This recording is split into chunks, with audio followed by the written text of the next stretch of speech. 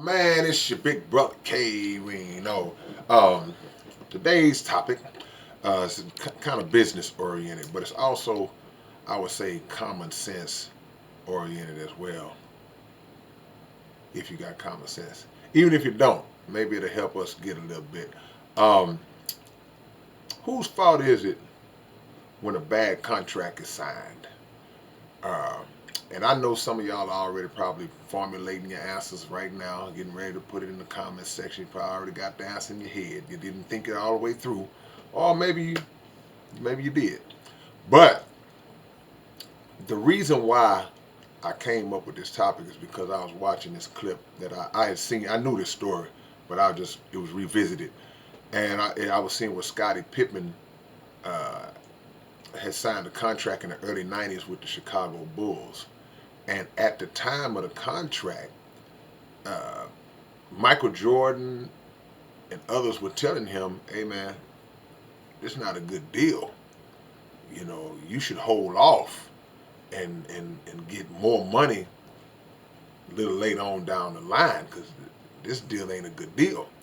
And the crazy part about it is the story I heard was that the front office even told him it's a bad deal, which made me hit the brakes for a minute because I'm like, wait a minute now, if y'all drawing up the deal, did the front office and ownership putting together the deal, and then they even tell him, hey man, I wouldn't sign this contract if I was you, even though we drew it up and we want you to sign it, but I wouldn't do it if I was you. That was always kind of weird to me. But nevertheless, Pippen signed it anyway.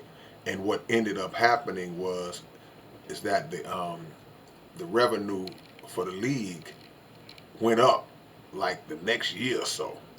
And had he held on, um, his money would have been through the roof. And in turn, what ended up happening was that his salary as being one of the top players in the league, All Star, he was basically making the same amount as some guys who were just regular players. So all he had to do was wait. So some people would say, "Well, man, that's Pippen's fault. You know, he should have signed. He should have signed it, man. You got to have more sense than that." And other people will say, "Well, yeah, you know what? Ownership knew his value too, and they still offered him that that janky deal." So who's really at fault? And we had these same kind of conversations when it comes to the music business. We had these same kind of conversations, like say in sports, and we have to ask the question because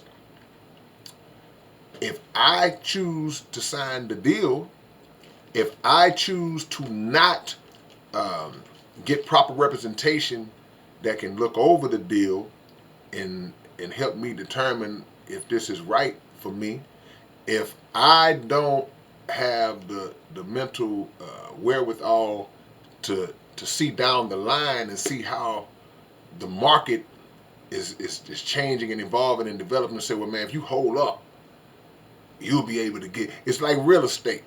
You got a piece of property in a good area, and then somebody comes along and say, "Well, man, I'll give you X amount for it." Somebody who understands the lay of the land in the game, they'll say, "Well, man, look, man, the way they developing around here in 3 years, bro, this gonna be worth 5 times that. So just hold up till they come for you." You know, so I would say both. And that might sound like a cop out answer, but it actually is because the company is gonna take care of the company, and the company is never to be trusted. They're gonna always lay out the deal that benefits them, that works for them the most, and they're gonna see if you sign it, and if you are naive enough to sign it, or in some cases, dare I say, dumb enough to sign it, then that's what you're gonna get. But also, it is the fault of the individual because, as it was many, many years ago, there was not the ability for a lot of people to get representation, to have somebody to fight. Now there's no excuse. Nowadays, man, you got lawyers, you got people that can look over that type of stuff, man, and give you a better idea of what makes sense for you and what doesn't. Because again, the game changes, man. And if you take something on the low end too soon, and then the market explodes, I don't care what nobody say. I don't care what the amount you took was. You're going to be sick because you're looking at what you could have had. And the way that we run through money, our financial literacy game is pretty bad. The way we run through money, man, you may look and say, oh, man, well, they gave him 20 million, 30 million. Yeah. But when you're 20-some years old, even 30 years old, and you got a whole life ahead of you, you don't know how your career is going to go as a musician. You don't know how your career is going to go as an athlete. You have to plan for the long, long, long, long lifetime game and beyond the generational game. You got to play the generational game. Even if you're looking at what, man, it seems like it's enough forever, but it just might not be. Alright, man, it's your big brother K-Rino. I will catch y'all later on. Y'all go check out the Underground Dialogue podcast right now. Go check out the latest episode and y'all subscribe to both the channels, and I'll catch y'all later on. Peace.